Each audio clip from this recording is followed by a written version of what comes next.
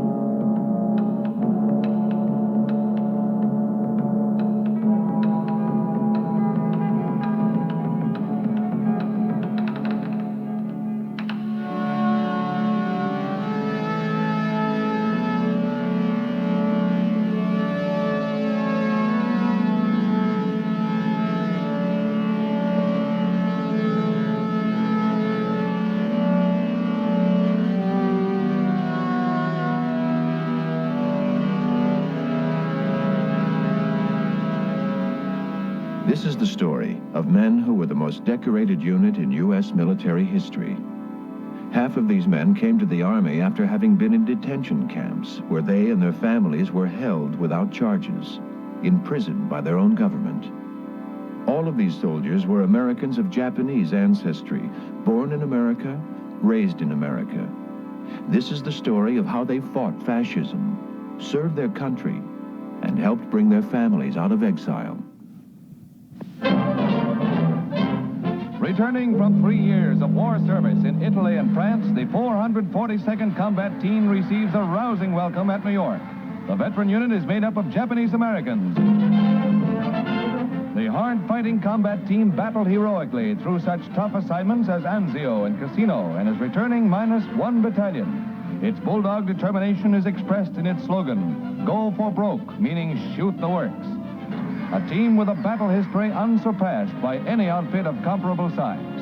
Many of the unit earned 3,600 Purple Hearts and 2,000 other decorations, among them the Congressional Medal of Honor.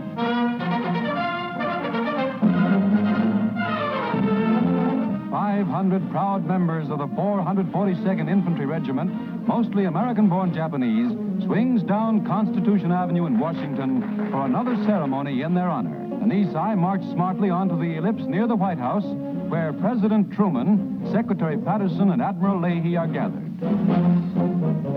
You fought not only the enemy, but you fought prejudice, and you've won. Keep up that fight, and we'll continue to win. To make this great republic stand for just what its Constitution says it stands for, the welfare of all the people, all the time.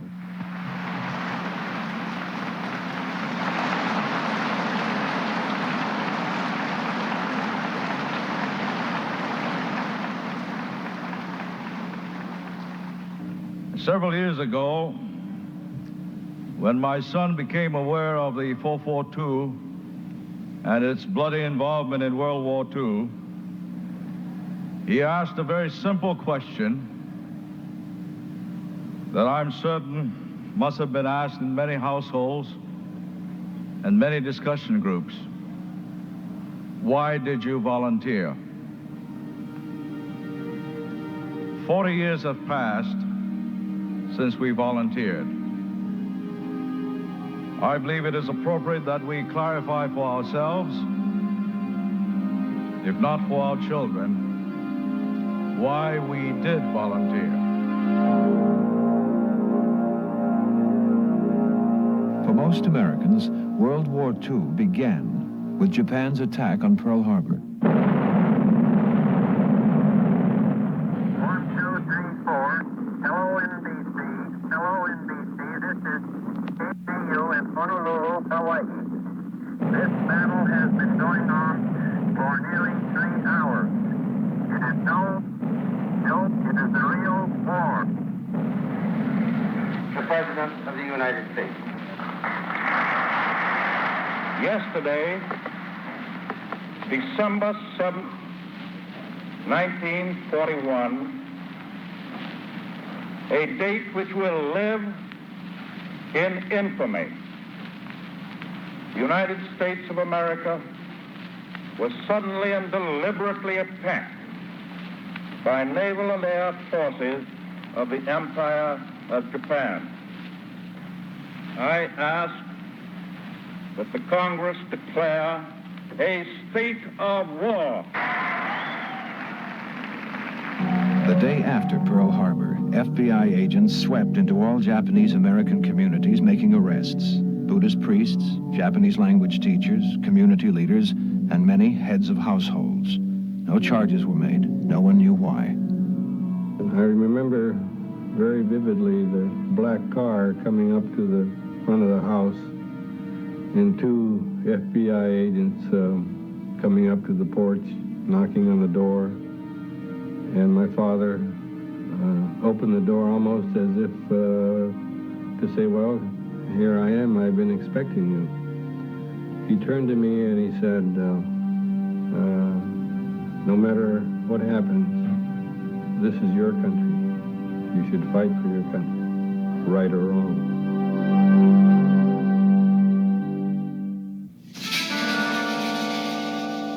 Why did this happen? Long before Pearl Harbor, discrimination against Japanese Americans had been legal and common practice. For decades, they were not allowed to become citizens. They were not allowed to own land, couldn't live in certain places. They were kept out of swimming pools, couldn't be served in restaurants. They couldn't get their hair cut. But even those arrested by the FBI could not have guessed what was to follow.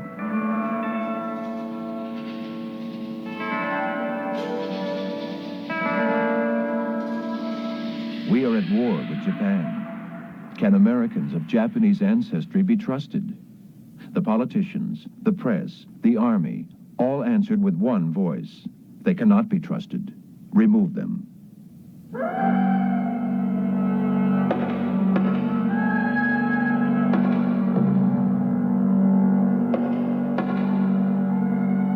All Japanese Americans, citizen and foreign-born alike in the western states, will be rounded up. Bring with you only what you can carry in your hands. They had to store or sell everything in a matter of days or weeks, giving up their homes, their crops, their small businesses, all the possessions of a lifetime, expelled from their own neighborhoods. exiles inside their own country. Where were they heading? To live imprisoned in relocation centers, internment camps, surrounded by barbed wire, guarded by armed sentries.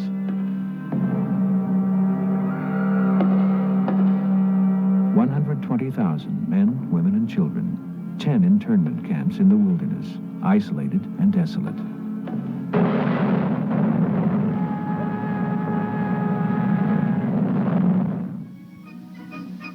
The rest of America was wholly caught up in the home front war effort. Why in the hell won't they let me fight for my country? I don't understand what they're doing. They called me 4C an enemy alien. This was selective service when I first volunteered. I just got out of law school, and I volunteered for the Army. I get to the draft board, and the stupid group there, I don't know what they were doing, they told me I was an enemy alien. And I just said, well, I just finished taking an oath saying I would uphold the Constitution of the United States when I became a lawyer. And, of course, this didn't mean anything. So I find out to my dismay I'm a 4C enemy alien and not subject to the draft. At first, Japanese Americans were excluded from serving in the military. But one unit of soldiers from Hawaii, already in training, would help to change that. The Hawaiian Infantry, 100th Battalion. Never evacuated and never interned, the Hawaiian Japanese still had to overcome the same doubts about their loyalty. The Army asked, can they be trusted? In battle, will they be loyal? In Washington, D.C., they gave me 35 pink slips that I'm supposed to take and have each one of these boys fill one out. And I said, well, wait, this thing looks familiar to me. This is not something I need. It was a loyalty questionnaire. And I said, look, you can take these 35 pieces of paper back and keep them. You're talking to men, soldiers in the United States Army. And it's too late to be questioning their loyalty. They're already in the Army. The guy took the 35 papers back and never made me take them. These soldiers, the 100th Battalion, were the first to prove themselves in battle. Their best-known battle was Monte Cassino, on the road to Rome. For 40 days on the front lines, the Hawaiian infantry was the spearhead, leading the 34th Division up the hill to take the Nazi fortress at Cassino. They nearly took the fortress twice, but were called back when support units on the left and right flanks could not keep up. It finally took bombing and 5 divisions to take Cassino.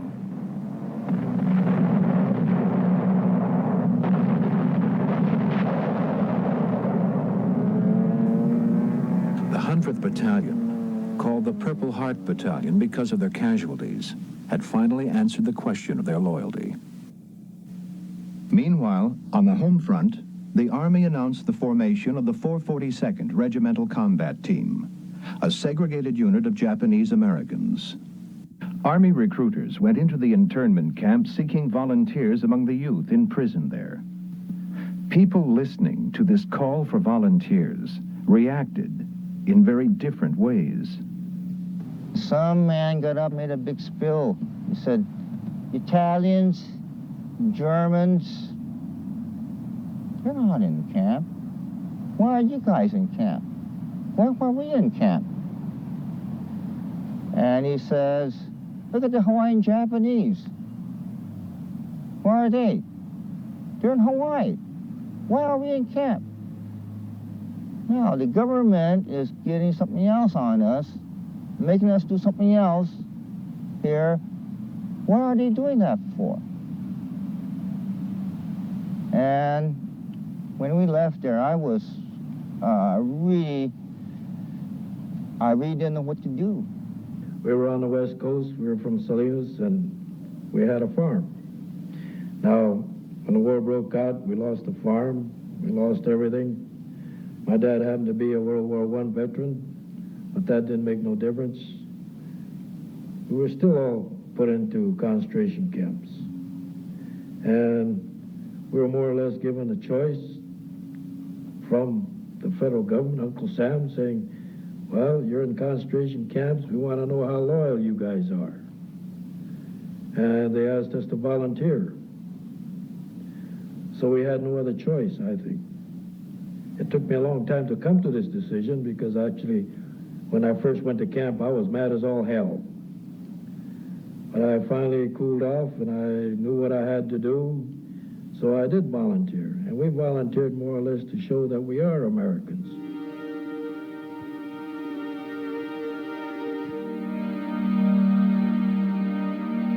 I didn't go in to prove myself American because I knew I was a good American.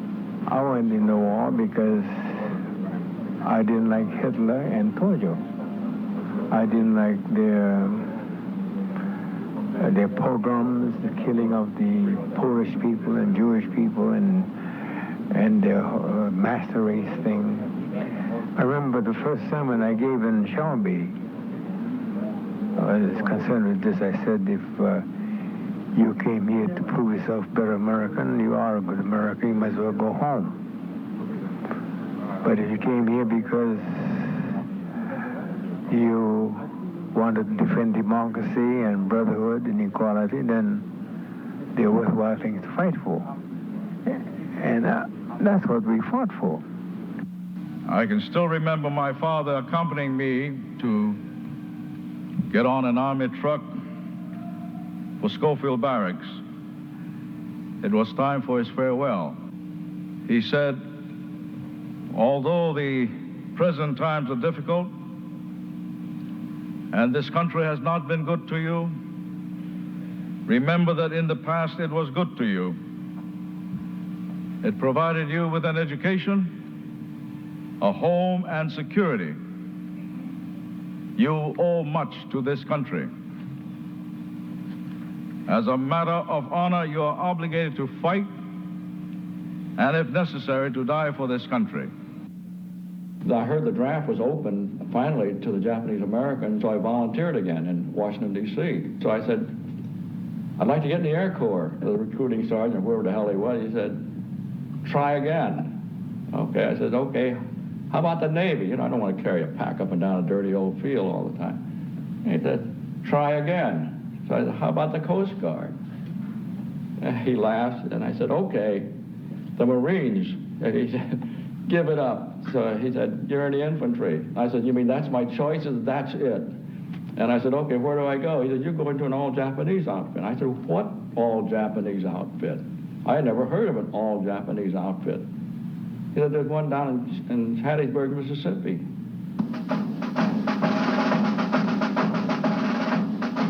The 442nd, when they were in training, they finished every march with every man. Now, to graduate from infantry school, you had to march 25 miles with a 60-pound pack with your rifle and your helmet and heavy boots. And some of the men weren't conditioned. So if a man couldn't make it, one guy would take his rifle, another guy would take his pack, another guy would take his helmet, and if need be, they would pick him up and carry him over the finish line so that he would finish the 25-mile hike.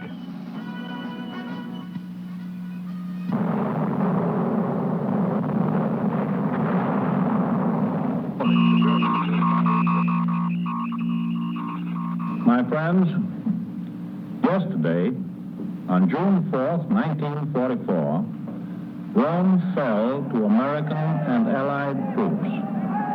The American army entered Italy not as conquerors, but as liberators.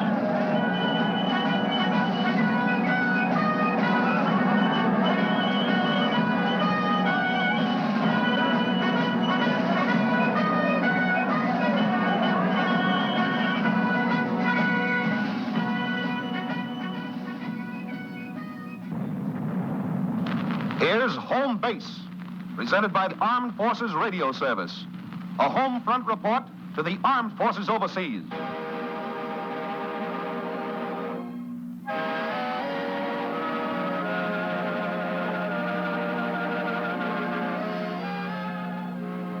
The guys on the mainland who had families back there, they would always be correspondent with their families back in the relocation centers. Most of them were really uneasy. They were worried about their families. They were worried about their parents back home and their younger brothers and sisters, and the fact that they couldn't do anything for them at this distance. They understood that the stakes were high and that they wanted to do well in the Army. You never voiced this, and it was never spoken, but everybody understood what was at stake. We don't realize how much these boys in California had gone through. This young man gets killed in Suspel up in the front.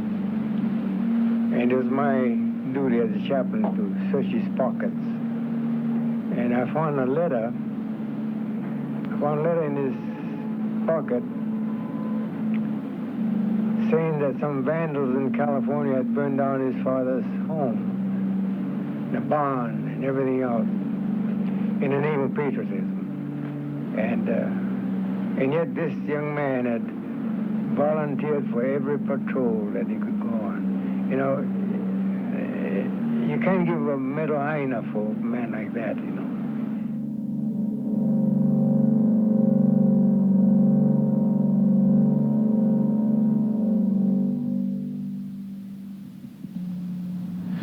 This forest is very much like the Vosges forest in France on the French-German border.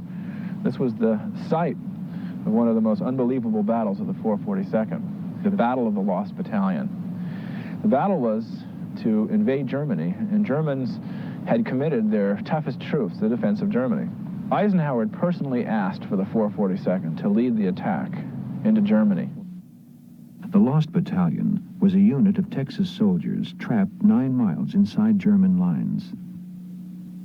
For a week, the other troops tried to contact them, and they couldn't break through the German lines. They were in a very bad state, and we had to get there in a hurry before they were all wiped out. From the very first day, we lost men right and left every day, with enemy on the right, enemy on the left, laying down a barrage of mortars, small arm fires, artillery, everything was being poured in at us. There was no thought of turning back, never. We just kept plowing forward. We're going to reach the Lost Battalion, period. When we finally reached the Lost Battalion, all our officers were gone. We were down to 17 riflemen. I company was down to 8. We just really had very few men left. When I got out of the forest after fighting for 11 days, it was like coming out of a dark room into sunlight. The first person I saw, my God, here we are. Here's that guy. Here's the guy coming out of the ground, and I almost going to shoot him, but it was a GI. I could tell by his uniform, and I just stared at him, and he stared at me. I had lowered my rifle, and he had lowered his. They were quiet, and the guy says, "Hey, the 442 guys are here," and the whole place erupted. We didn't know there were that many GIs up there. We had been pounding all alone up that stupid trail for days. And we kept expecting to find nothing but Germans and gunfire and mortar and everything in front of us. Suddenly, here the guys were after. The men of the 442nd and the men of the Lost Battalion formed a lifetime bond of friendship. But the 442nd was to spearhead 7 major campaigns in less than 20 months, suffering 300% casualties. And many asked, were they overused? They could have used some other troops, but they wanted to get the job done, and the 100th and the 442nd had always done their job. And I think they were thrown into some of these places. For example, at the rescuing the Lost Battalion, it was a task that took a greater toll than the number of men that were actually saved. Now, this just looks like somebody was thrown in there to do a job, and they used the only people they thought could do the job. And this gives you the idea, well, these men are expendable. If we lose them here, why, they're gone, but as long as they're doing the job, we're going to keep using them. And I think that you'll find that there are a lot of people have this same feeling on it. We weren't going out there to be killed. We will go out there and we will do our damnedest to do what we have to do. We will not turn or run. We will not do anything of that type. We will try to take our objective. Every time we have been given an objective, we will take it. But everyone, as we hit the line, we're all hoping to hell that we come out of this alive. Everybody did their best in going into attack, so that's why they had a big casualty. To save 200, they lost 800 wounded. So sometimes you wonder whether it's worth to sacrifice that much 800 to gain 200.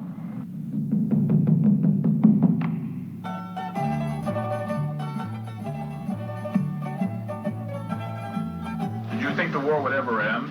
Well, you hear rumors coming out, oh, the war would be end, war would be end. Then that's when you start getting scared because, say, you suffered this long, why should you get killed the last 1 week or 2 weeks? Then you start worrying, I gotta leave the last 1 week. So you don't take a chance, you don't take crazy chances like before.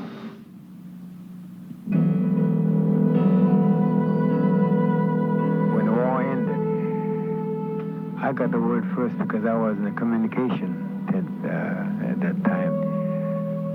So I stood there before the men and I said, fellas, the war which we fought, the war in which all our friends who slept with us and ate with us died, who wanted to see this day. The war is over. You know, not one man cheered. I think most of them cried. I mean, just thinking of the friends that wanted to see this day. I mean, you see people in New York having all kinds of just cheering, and I just couldn't see that, you know. The guys that went to the line, there was not one exhibition of cheering or jumping or anything. They just stood there, the attention just, you could see the tears rolling down their eyes. I can't forget things like that, you know. They never forgot the guys that lived with them and wanted to see that day too.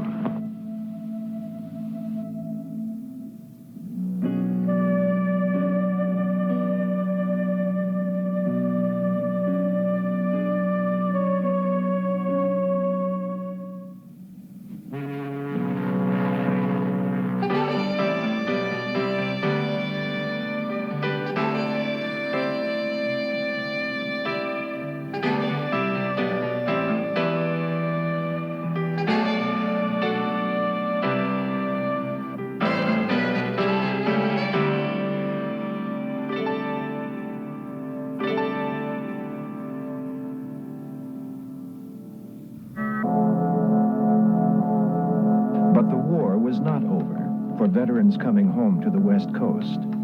Their families, just released from years in prison camps, having lost everything, still faced hometown hostility, vandalism, an uneasy atmosphere of rejection. They had to start all over again. Their soldier sons, home from the war, stood by their side. The record of their heroism, as it became known, helped families to find their place in the community again. One general said of the 442nd, in Europe, they were the unit most respected, the unit most feared by the enemy.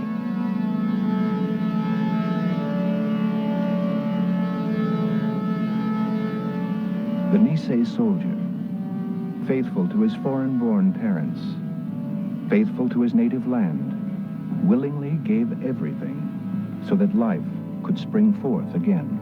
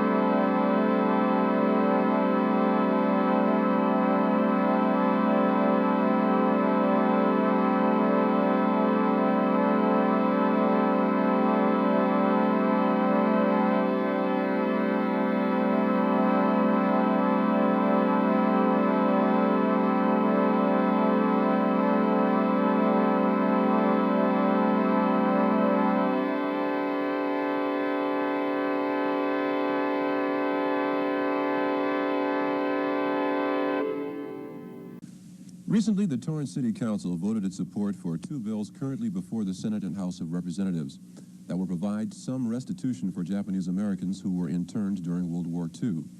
Our guests have seen many sides of the experiences retold in today's film and are here to talk about their own roles in this part of history. Let me start by welcoming you to Torrance and thanking you for agreeing to participate in this discussion, gentlemen. All right, let me start with you gentlemen that are wearing the blue shirts. I understand these are shirts from a reunion. Could you tell us a little bit about that? Yes, we just returned from a reunion in Reno, and over almost 3,000 were there, and it brought back memories, and reacquainted with many of our buddies. And the nice thing about this reunion, it included all the vets, not only World War II, but Korean and the Vietnam, because the Niseis there and Sanseis did contribute to the cause of justice and liberty to that. How often do you have reunions? How often? The first reunion was back in the early 50, and the 142nd decided to have a reunion periodically. So the first one was 5 years, but then right away they thought the 5 years would be too long, so it became 3 years. And this has been going on for almost a dozen years. And this year, as Fukuzawa, Frank just said, it's this year, but then the next one, instead of 3 years, now it's going to go down 2 years. And we're going to have it in Kona, because it's been alternating between the islands and the mainland, because half the unit was made of mainlanders and the other half were made of Hawaiian Island, vets. So we go back and forth. I'm curious to know, why are the reunions becoming more and more frequent? Well, age. Dr. Harold Harada here and I find out, we're the youngest of the bunch here, it just turns out, and we were both 18 when the war broke out, and both of us are going to turn 65 this month, myself, and in August, so that already we know that the rest of the outfit is going to all be senior citizens, 65 or older. In fact, already 2/3 are retired as far as our group. All right. Dr. Harada, let me ask you, you're wearing a blazer that has an emblem on it that's different from these other gentlemen's. You're with the 100th Battalion, right? Yes, I served with the 150th Battalion. I went over as a replacement. As a replacement? Yes. All right. You and Colonel Kim, I notice, are wearing ties, and the other gentlemen are a bit more casual. Is there a reason why? There is no real reason. We weren't told about our dress. However, Colonel Kim and I both think that the 100th is something we're proud of, and we think that we're maybe a cut above, but it's not. It's all said in jest, and we're all together, all brothers, and to have served with the veterans, the original 100th Battalion, was an honor, and to have filled those huge footsteps was impossible. I think there's a mistake made both in the National Geographic as well as this film. True, the 100th was originally all from the islands, but the bulk of the replacements were from the mainland. So even though it may have been an all-island outfit in the beginning, by the end of the war, 75 to 80% of the men were from the mainland. So it is a combination of island and mainland unit.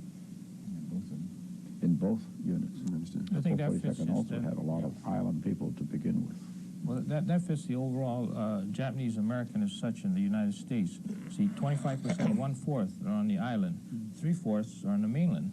So ultimately, this is what would happen, in the outfit as replacements come in. Right. I noticed the patches on the shirts are a bit different.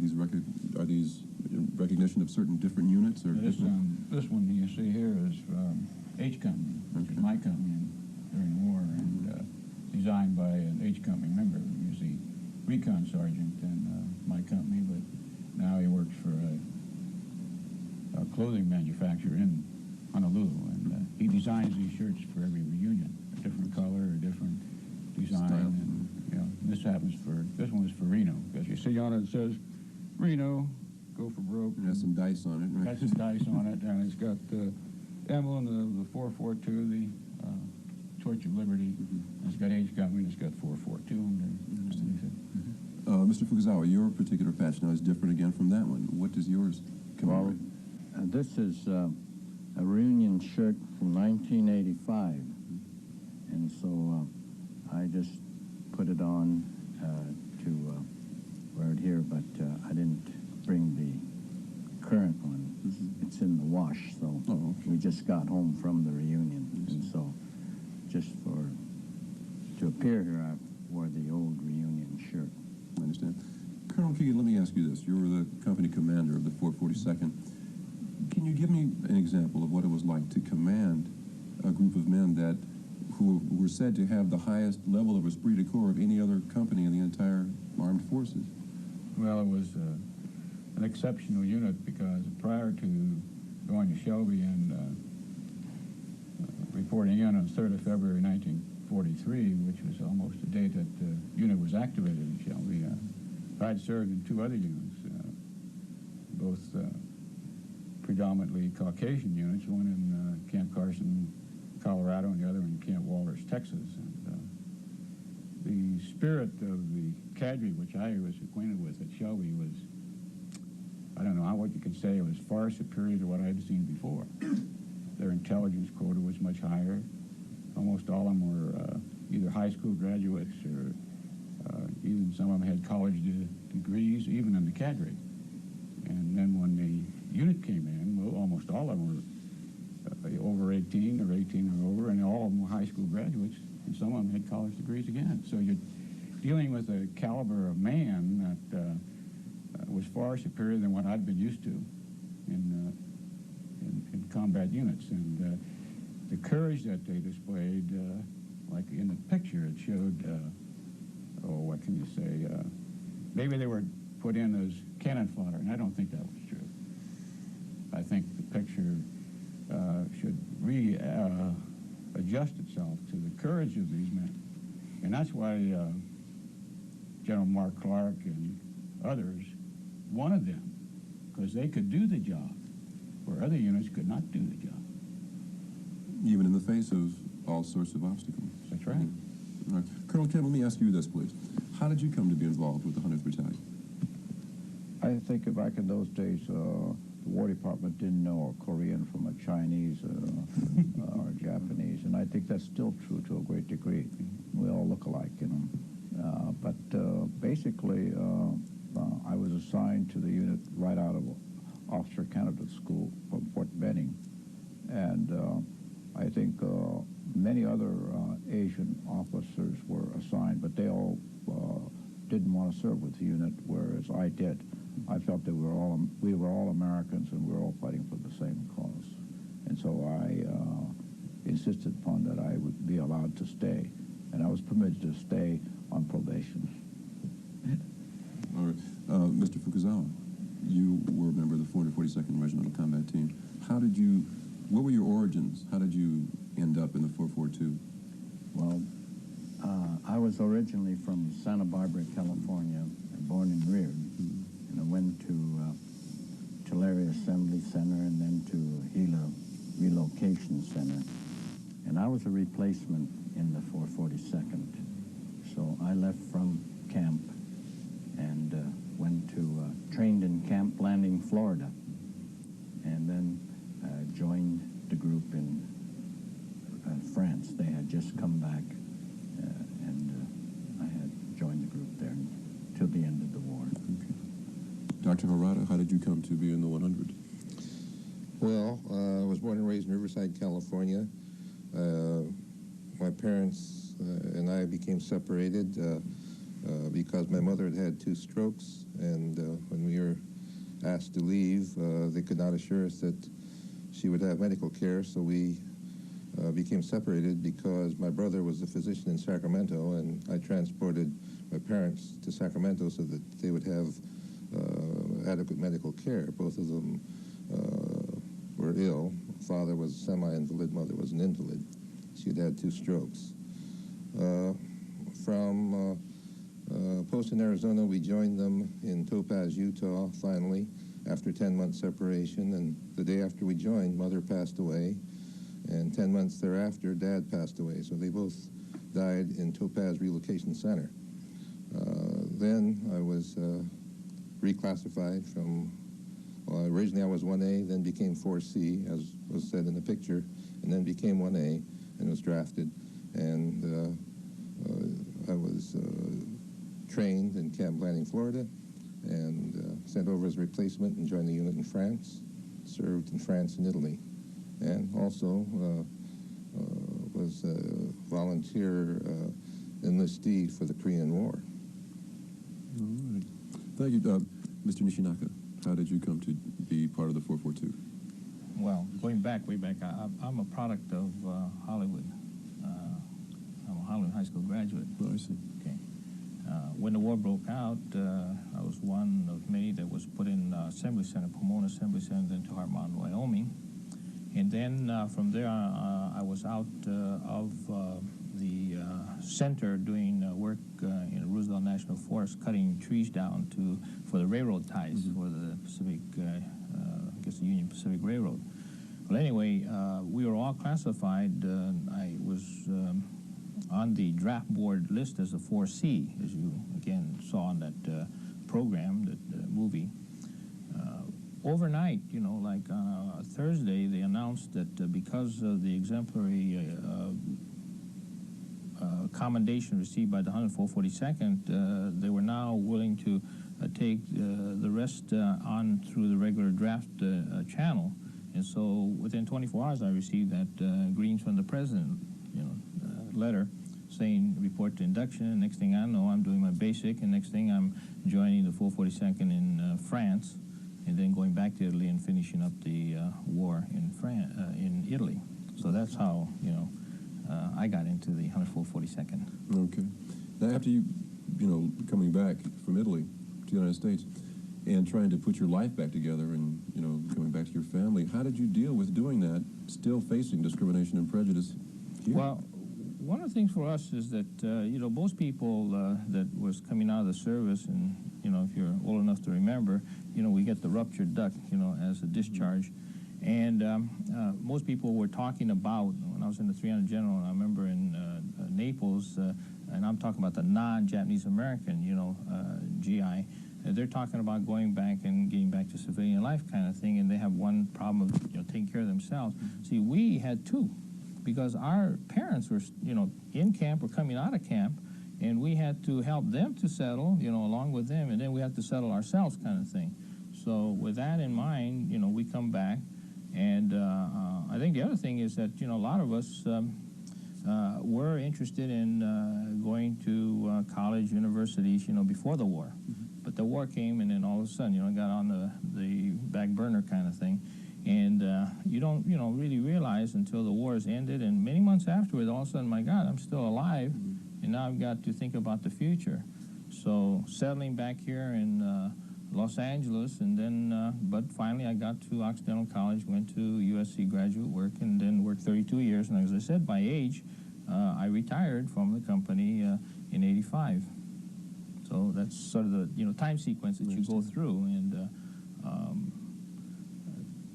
I guess the old story, you take one step at a time. And deal with it as best you can. That's right. That's about it. But now, I think the other thing that came out so clear, you could sort of see that in the movie that we just saw, but in our reunion that we just left, a constant reminder that, and Truman said that too, you know, you won one fight or one battle, but there's another battle and another war to still deal with, and that one's still with us, and that's still fighting discrimination and justice. And I think this is what we're committed to do, and that's why I think we're very much interested in perpetuating or having movies like this shown, because it isn't so much to tell our story for ourselves, but that right away should, and I hope, make people think about, well, it happened, and why it happened, and that for us, it should never happen again. I think that's the bottom line, is that never again should people be put into as a group, just as from their ancestry, without due process in detention centers. I'd like to touch back on that in a couple of minutes, but before we do, Dr. Harada, if I understand this correctly, no member of the 100th Battalion was ever evacuated or interned. Why was that? No, that's not true. The original members were from Hawaii, and there was no mass evacuation there. There might have been some isolated cases of there was evacuation. selected. I think yes, that's overlooked. but that's the difference, because they were in Hawaii, and if they'd evacuated all of the Japanese Americans from Hawaii, you could see what would have happened to Hawaii. Very few people left on the island. Would have been taken. Probably would have been taken. I understand. And occupied. But the key leaders in Hawaii, like the key leaders in the mainland, were all arrested by the FBI, and they were detained, and many of them were sent to the mainland, and they served in camps here in the mainland. And the families of some of these people who were detained here in the United States, not in the relocation centers, but in actual jails, were permitted to come, and there are quite a number of Hawaiian families that were settled in Jerome, Arkansas, in the relocation center, and then later their fathers were let out of jail, but they had to go to the relocation center. So there were Hawaiian families in Jerome, Arkansas, but those were families of the key leaders who were picked up and detained for no reason at all, just the fact that they were key leaders. Based on your experience, how many families tended to settle in the general area of the relocation center where they were interned during the war? I think very few. Very few. They tended to move back to where I they know lived. of only one family or two families that settled in Arkansas as a result. I understand. No, you must remember, excuse me, you must remember these 10 relocation centers were not in pleasant areas. They're on the deserts. Well, they used Indian reservations, because that's what the United States government, through the Indian Bureau, had control of the land where they could build these centers. They couldn't do it just anywhere. So they used the Indian reservations, you know. But I'd like to get back to this other point that was brought out in terms of key leaders. You know, we talk key leaders, you know. Now, key leaders, now, there was nothing really, again, these were Japanese Americans, but they you know, they would take listing of a letterhead of a Japanese language school, and there you have these names. Or they would take in our Japanese community, there are people from province in Japan that came here, like, you know, the Iowa State group, you know, the Nebraska group, you know, different states. Well, from Japan, you know, there's an equivalent over here, and they would have these what we call kenjinkais, and they would have picnics during summer, you know, of their group, the Iowa, the picnic that down in Long Beach kind of thing.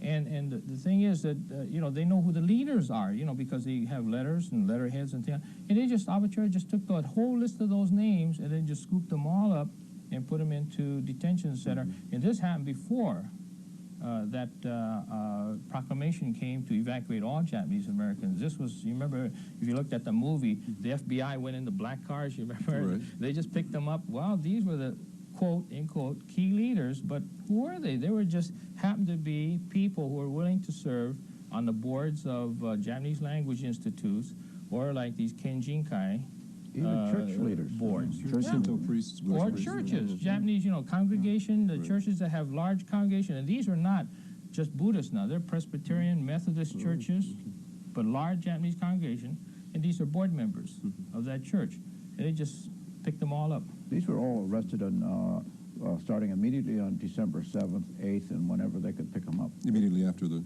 Pearl Harbor incident. Because evacuation didn't start, you see, December 7th, they did right away, but then you see evacuation didn't start until April, March and April. Let me ask you this. Many months afterwards. To key back into what we were discussing earlier about civil rights being violated, do you think quite possibly the civil rights movement was one of the reasons why this entire issue is being examined again today? I'm not sure that I can't say that's the reason why. I mean, I can't imagine that that's the reason why. I don't think it's directly tied, but indirectly, I think the whole country is more aware of civil rights and abuse of civil rights. That started in the 60s, made the whole country more aware of it, and so the overall climate is better for this sort of thing now. If we try to make a film like this in the late 50s or even the early 60s, couldn't have done it. No, we couldn't have done it. Right now, there are two bills right now before the House of Representatives and the Senate that are purported to begin to provide compensation to Japanese Americans whose civil rights were violated during World War II. Are you familiar with these two bills? Yes.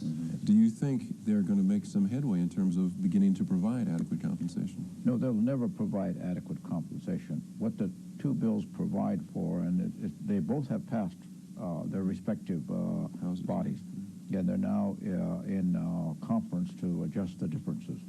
But what it does is it officially provides a government apology, and then it makes a token, you could say, a symbolic restitution in money. This is almost, if you think of it in true legal terms, it's almost laughable, you know, because $20,000 per individual that's still alive for 3 years of incarceration, you know, you get picked up now and put in jail overnight, and you can sue somebody for $75,000 to $200,000 or $300,000. You put in for a year, we're talking millions of dollars. Millions of dollars. So the formal apology is really what the will come out of this. The rest of it is a symbolic gesture. I understand. Well, never pay them back for what they lost. There's no way that, particularly some of the people in California where they lost their property, they lost their business, they lost everything. Well, gentlemen, we're about out of time, and I'd like to thank all of you for coming today, being willing to share your experiences and your views. Colonel Kim, Colonel Keegan, Harold, Dr. Harold Harada, and George Nishinaka, thank you for being here. And I'd like to close with a quote from an English historian. His name is Lord Acton, and he once said, "The most certain test by which we judge whether a country is really free is the amount of security enjoyed by its minorities." In a country where freedom is one of our constitutional rights, let's hope that we all learn from this lesson in history and that it will not be repeated. Thank you for joining us. I'm Michael Ellington for this special edition of Torrance Time Machine.